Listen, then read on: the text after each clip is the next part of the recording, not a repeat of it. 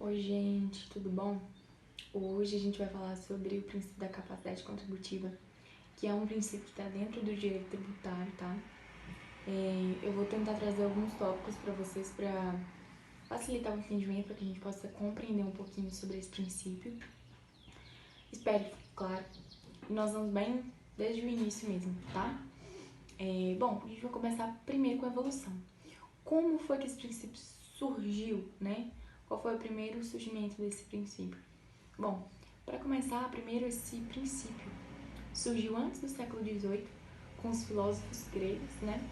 Então, esses filósofos lá, dentro das situações que ocorriam de alta tributação dos contribuintes, né, da população, eles tiveram esse ideal de conservar o mínimo, de conservar, na verdade, a justiça distributiva, né?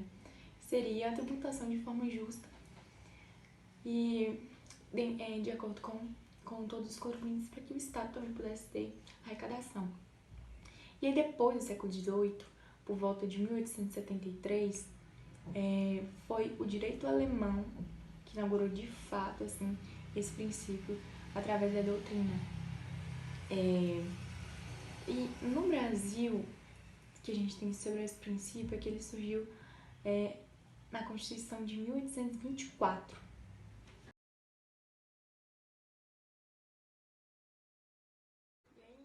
Vamos trazer o conceito agora.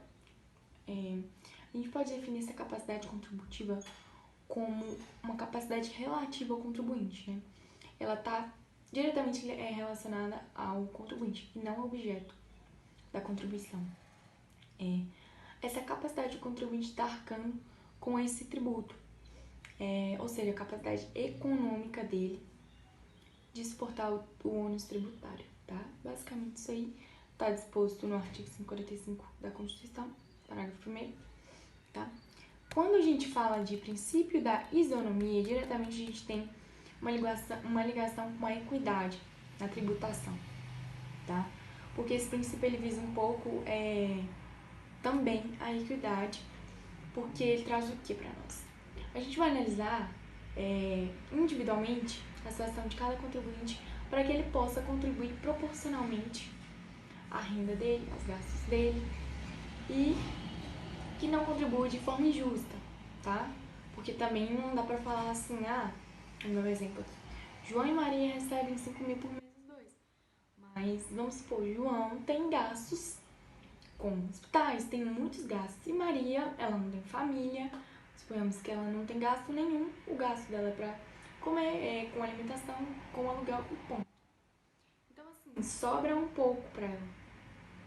E a gente vai analisar que as situações são diferentes. Então não dá pra falar que João e Maria têm a mesma capacidade contributiva. Gente, então ainda falando um pouquinho da incidência, eu queria fazer uma ressalva bem importante aqui, ó. O princípio da capacidade contributiva, ele vai ser aplicado no tocante aos impostos em toda a sua extensão e efetividade.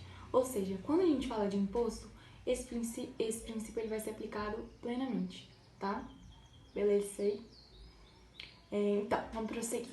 Já no caso dos tributos vinculados, ele é aplicado restritivamente, devendo ser respeitado apenas os limites que lhe dão os contornos inferior e superior, ou seja, o mínimo de tributação e o máximo de tributação.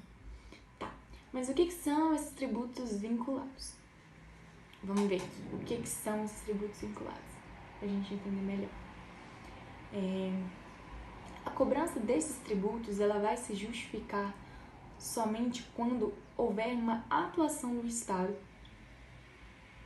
diretamente dirigida a um particular, de forma que beneficie o particular, tá? Então, assim, os tributos vinculados vão ser as taxas e as contribuições de melhoria.